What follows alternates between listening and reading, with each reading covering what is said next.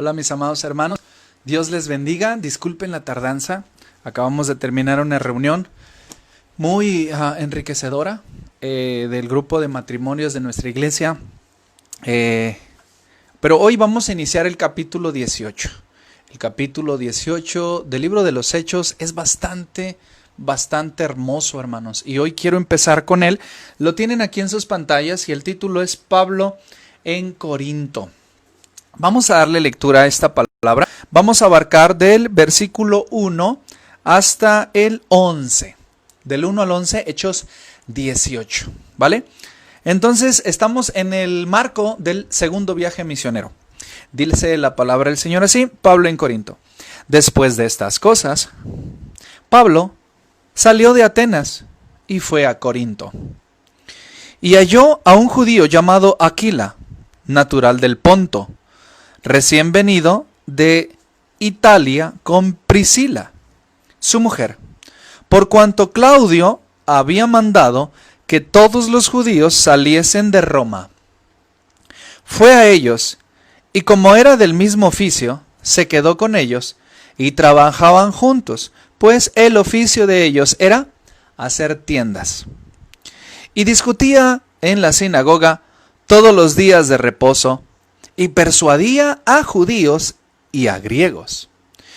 Y cuando Silas y Timoteo vinieron de Macedonia, se acuerda que se habían quedado allá, pero le alcanzaron, Pablo estaba entregado por entero a la predicación de la palabra, testificando a los judíos que Jesús era el Cristo. Pero oponiéndose y blasfemando estos, o sea, los judíos, ya nos acostumbramos que los judíos pues son el adversario, la piedra en el zapato, por así decirlo, del primero y el segundo viaje misionero, oponiéndose. Dice, oponiéndose y blasfemando estos, les dijo, sacudiéndose los vestidos. Escuche la declaración del apóstol Pablo y recuerde si ya la había dicho antes. Vea. Vuestra sangre sea sobre vuestra cabeza, o su sangre sea sobre su propia cabeza. Yo limpio. Desde ahora me iré a los gentiles. ¿Se acuerda que ya Pablo en alguna ocasión había hecho esta declaración? Y saliendo de allí, se fue a la casa de uno llamado Justo, temeroso de Dios, la cual estaba junto a la sinagoga. Y Crispo, el principal de la sinagoga, creyó en el Señor con toda su casa. Y muchos de los corintios, oyendo, creían y eran bautizados. Entonces el Señor dijo a Pablo en visión de noche. Escuche la palabra de amor, la palabra de ternura, la palabra de ánimo, la palabra de exhortación. No temas, sino habla y no calles. Porque yo estoy contigo, y ninguno pondrá sobre ti la mano para hacerte mal. Porque yo tengo mucho pueblo en esta ciudad. Y se detuvo allí 1 año y 6 meses, enseñándoles la palabra de Dios. Aquí está el texto, hermanos. Hay bastante riqueza, hay bastantes textos muy ricos, muy deliciosos al paladar. Sí, usando la ilustración que la palabra del Señor es como leche, como algo rico, como algo delicioso. Ya tengo ganas de entrar a varios temas, pero, ¿sabe? No va a ser posible entrar en detalle a cada tema. Yo no sé si usted se ha dado cuenta, voy muy lento en los devocionales, porque me gusta ir, ¿se acuerda que ya le platiqué esto? Me gusta ir como limpiando los frijolitos, uno por uno, y sacando y desmenuzando, pero a veces hacer eso implica mucho más tiempo. Y no es problema el tiempo, tenemos hasta que la cuarentena termine, eso va para largo. Pero el punto es que a veces muchos hermanos me han comentado que los temas más grandes a veces son bastante interesantes, y eso es cierto. Pero mire, dice la palabra del Señor, después de esas cosas, Pablo salió de Atenas y fue a Corinto. Eso es parte de la explicación de Lucas de cómo se está llevando a cabo el segundo viaje misionero. Y halló un judío llamado Aquila, natural del Ponto, recién venido de Italia, con Priscila su mujer, por cuanto Claudio había mandado que todos los judíos saliesen de Roma. Este edicto del Imperio Romano, parece que hay registro de él, y la razón por la que les había pedido salir era que algunos judíos estaban haciendo negocios con algunas prendas, algunas ropas, que pareciera que los romanos reclamaron las rutas de las mercancías. Y parece que es una decisión de proteccionismo comercial la que está llevando a cabo César, Claudio.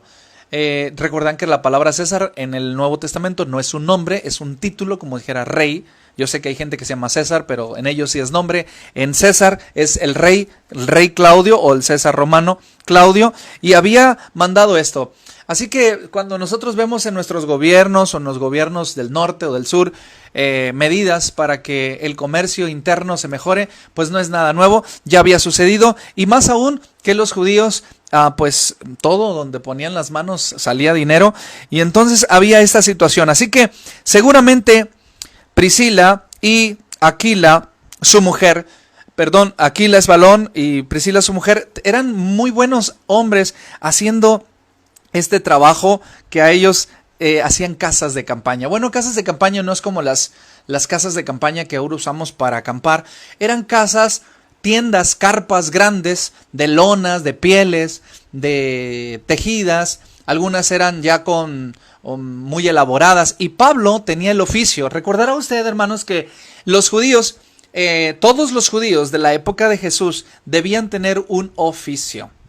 Todos en la sinagoga, además de la Torá, además de las canciones, además de la liturgia hebrea, ellos también enseñaban un oficio, y creo que es algo que debemos aprender los cristianos.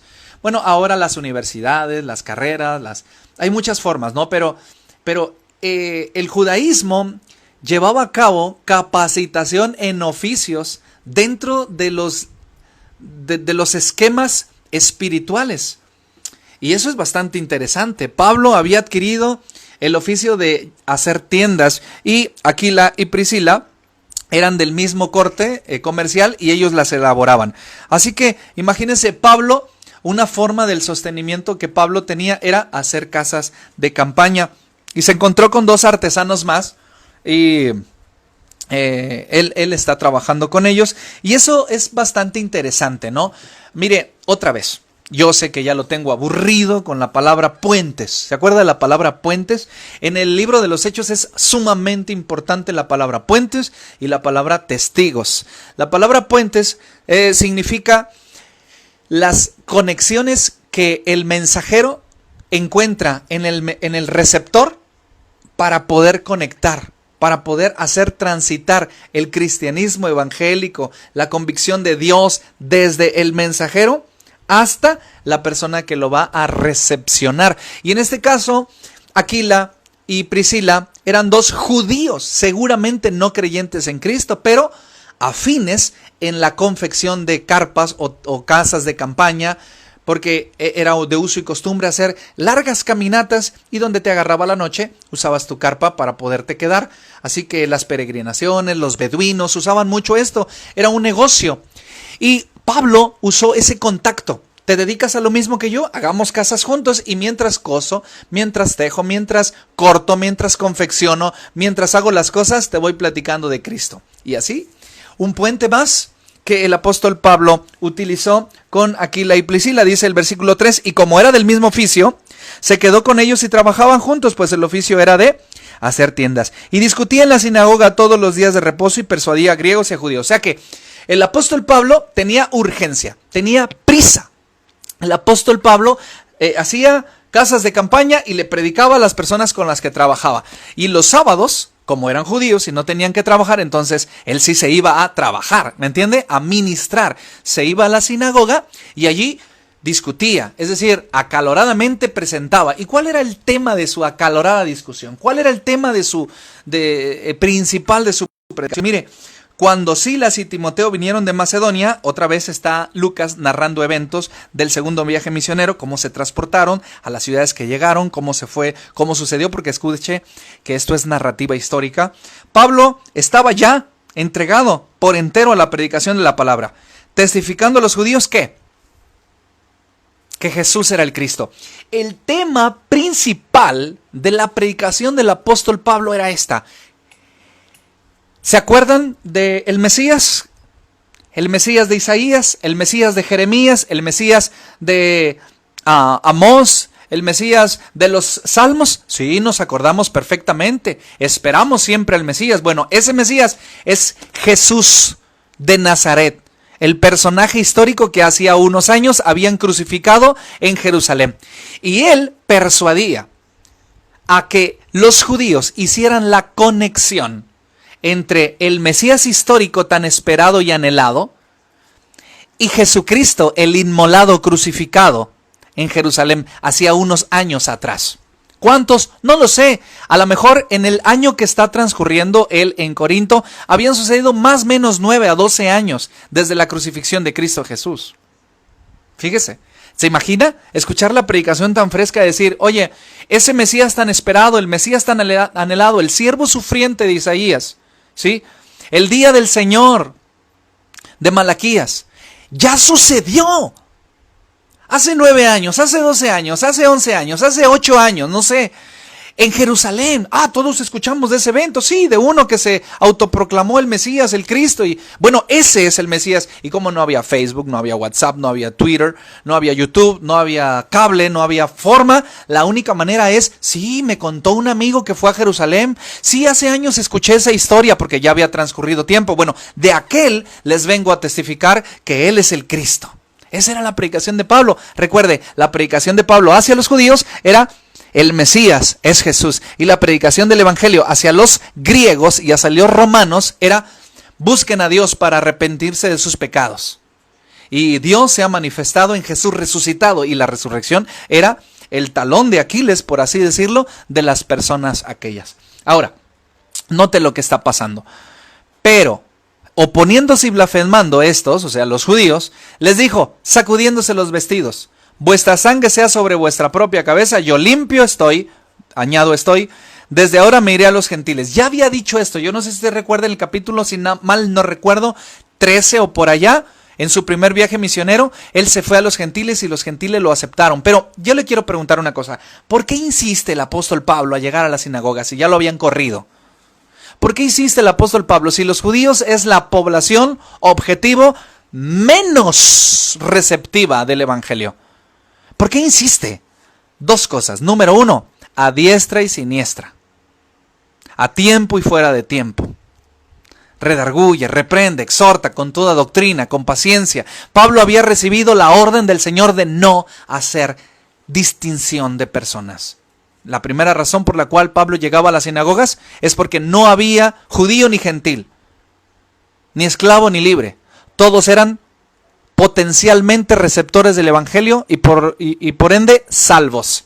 La segunda razón es que, hermanos, Pablo es judío, ama al pueblo judío, él es entrañablemente judío. Él dijo en alguna ocasión hebreo de hebreo y en cuanto a la ley fariseo de la tribu de Benjamín. Y entonces él dice perseguidor de la iglesia, celoso de la letra de la ley. Él lo dijo. Ahora, yo no sé si usted y yo debemos aprender algo aquí.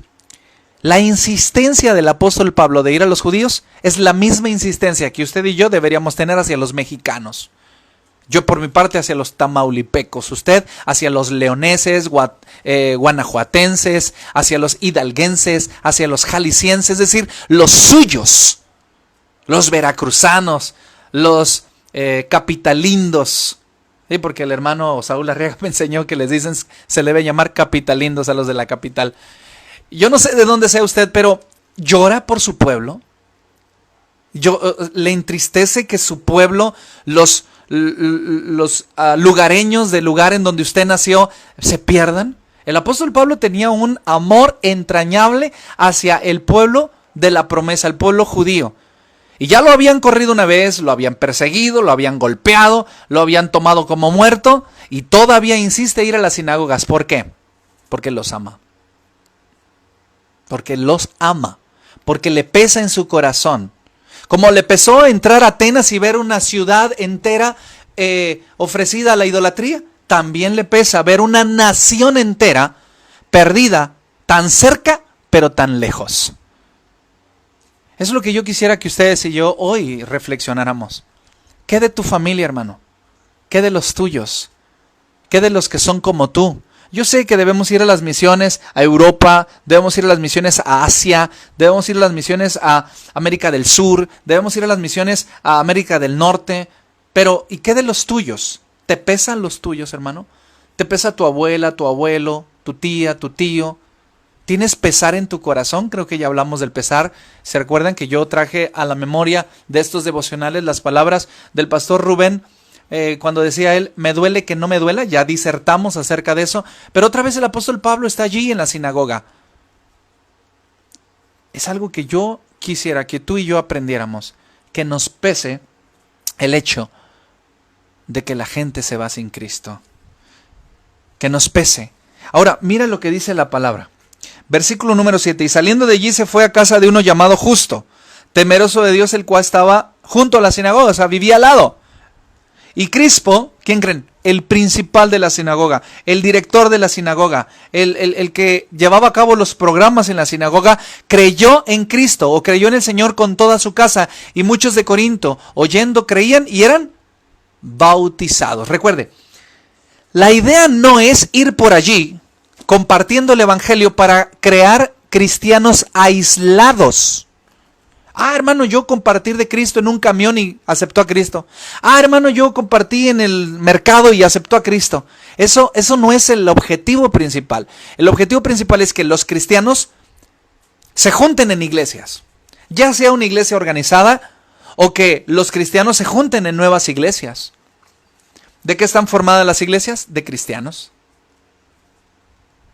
El objetivo que Pablo tenía es que los bautizaba y los ponía a militar dentro de las iglesias. Estoy en el versículo número 7, ¿cierto? Aquí. Y saliendo de allí se fue a la casa de uno llamado, 8, Crispo, el principal de la sinagoga, creyó en el Señor con toda su casa, y muchos de los corintios, oyendo, creían y eran bautizados. Ahora, quiero decirle una cosa. El ministerio es difícil, hermano. Ir por las casas, compartir el evangelio, es complicado. Se invierte mucho tiempo, se invierte para dar estos estudios, se invierte tiempo de leer, materiales, se invierte tiempo. Y a veces cuando tú vas a las casas de las personas, y se lo digo como pastor, en algún momento fui de misionero, y la gente no cree, no quiere, te cierra la puerta, sufre uno, de verdad sufre uno. Y el hecho de que el apóstol Pablo lo hayan rechazado su propio pueblo, le pesaba en el corazón. A pesar de que muchos corintios creían, a pesar de que muchos judíos creían, incluso el principal de la sinagoga creía, el corazón de Pablo estaba triste. ¿Y cómo lo sabe, pastor? Mira el versículo 9. El Señor le dijo a Pablo en visión de noche, no temas. ¿Qué pasa? ¿Sabe que la palabra no temas aparece 365 veces en la Biblia? No temas, no temas, no temas, no temas, en diferentes contextos. Dice alguien que hay un no temas para cada uno de los días del año. Pero dice, no temas, sino habla y no calles, porque yo estoy contigo. Perdón, le voy a hacer una pregunta. ¿A quién le dices no temas? ¿A quién le dices no calles? ¿A quién le dices habla? ¿A quién le dices, hey, yo estoy contigo? Hey, ninguna cosa, ninguno pondrá sobre ti la mano para hacerte mal. Hey, ¿a quién se lo dices? No se lo dices al que está entusiasmado. No se lo dices al que está, con el ánimo hasta arriba. No se lo dices a uno que está cabizbajo, meditabundo. Se lo dices a uno apesadumbrado. Y aquí es donde yo deduzco que Pablo, a pesar de la salvación de los corintios, Pablo, a pesar de la salvación de un principal de la sinagoga, a pesar de que Aquila y Priscila trabajaban con él, a pesar de todo eso, no era consolado, porque el pueblo judío como nación rechazaba al Mesías. Yo sé, hermano, que tú y yo trabajamos de la misma manera. Mira, yo tengo primos, tengo tíos que los amo mucho, tengo sobrinos que los amo mucho, y quisiera que ellos vinieran a Cristo Jesús. Pero a veces que el hecho de que me inviten a una casa y en esa casa acepten a Cristo no llega a consolar mi corazón de que mi propia familia, de mi propio apellido, de mis propios descendientes, las personas como yo, algunas han creído y algunas no han creído. Pero cuando eso pasa, Dios te dice, no temas, cree. ¿Qué pasa? Porque yo tengo mucho pueblo en esta ciudad. ¿A quién se refería el Señor? El apóstol Pablo está dando una palabra de ánimo. Yo te quiero dar una palabra de ánimo hoy en esta noche a ti. Amado, yo sé que tú has sido fiel. Yo sé que tú le has echado ganas. Yo sé que tú estás conectado al devocional. Yo sé que tú te esfuerzas por Cristo, cuidas a tu familia, pero hay algo que te hace falta. A lo mejor Dios todavía no te cumple la promesa aquella que dice, cree en el Señor Jesucristo y serás salvo tú y toda tu familia. A ti te quiero decir hoy en esta noche, no temas. Habla, no te calles. Porque todavía hay muchas personas que vendrán a los pies de Cristo por lo que tú has dicho y hecho. No temas. No tengas temor, no tengas miedo. En visión de noche, Jesucristo se aparece y le dice a Pablo, no temas, porque él temía. No calles, porque él, aunque no callaba, en su corazón había fatiga emocional. El haberle dicho a los judíos, basta, me voy hacia los gentiles. Aunque pareciera un arranque de valentía y de fe, de osadía, era un arranque de frustración. Porque a veces le hablas a los primos, le hablas a la tía, a veces le hablas a tus hijos y no creen. Y se detuvo allí 1 año y 6 meses enseñándoles la palabra de Dios. Quiero contarles una historia que no es mía. Yo la escuché, es una historia verídica. El pastor Gilberto Gutiérrez un día nos contó esta historia. Dice él que él tenía una hermana en la iglesia allá en la ciudad de Chihuahua. No tengo los detalles específicos de la historia, pero dice que allá en Chihuahua él tenía una iglesia. Y en esa iglesia había una hermana, y esa hermana tenía un hijo, y ese hijo era tremendo. Ese hijo era el dolor de cabeza de su mamá y le hacía batallar mucho, y la hermana iba con el pastor Gilberto y le decía, pastor, ore por mi hijo, ore por mi hijo, por mi hijo. Si no mal recuerdo, el muchacho tenía por sobrenombre Cone o Conejo. Entonces el Cone era bien tremendo y hacía batallar a la hermana, y un buen día Cone llegó al hospital. Así va más o menos la historia. Y entonces dice la hermana que le dijo al pastor, vaya a visitar a mi hijo al hospital. Y entonces el pastor no quería ir, porque dice, bueno, ya le he hablado tanto, ha sido hasta áspero conmigo, grosero, etcétera, y yo no quiero ir, pero fui, porque la hermana era una hermana piadosa, hermosa de la iglesia, y yo fui, y me paré a la puerta del cuarto, y entré, dice el pastor, y le platicó de Cristo una vez más. Pero otra vez, este muchacho, ya herido, y situaciones difíciles de estar en el hospital, me parece que la historia dice que el joven no quiso. Y entonces el pastor, ya alterado, ya enojado, al fin le salió lo norteño y le dijo, mira, la verdad yo vine aquí porque tu mamá me lo pidió. Yo ni quería venir, y si quieres aceptar a Cristo bien, y si no también, ahí nos vemos. Más, palabras menos. Y entonces cuenta el pastor Gilberto que ese hombre dijo, oiga, paz, no se desanime. Y él cuenta esta historia de una manera tan especial, espero que usted algún día se la escuche a él. Pero dice el pastor que el joven aquel le dijo, no se decepcione, no se desanime, sígale. Y que él sintió de parte del Señor en ese momento algo como esto, decir, no te desanimes, sigue adelante.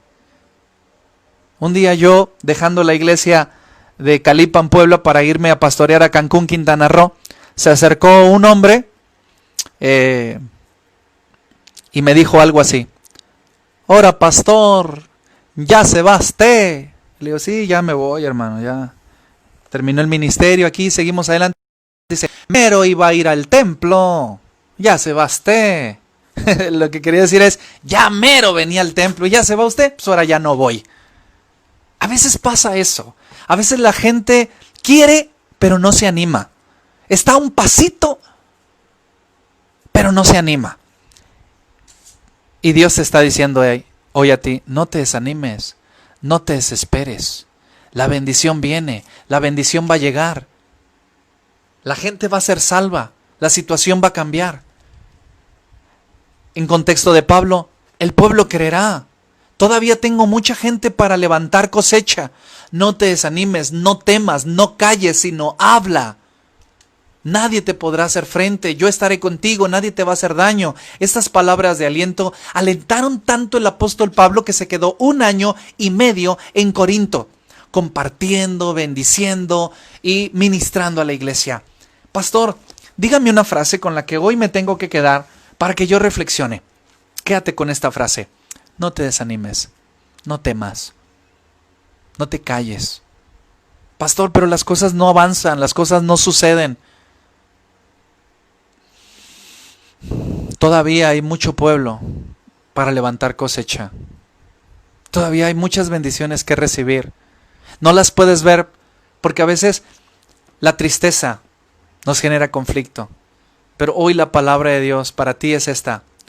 No te desanimes, no temas, no te calles, sino habla.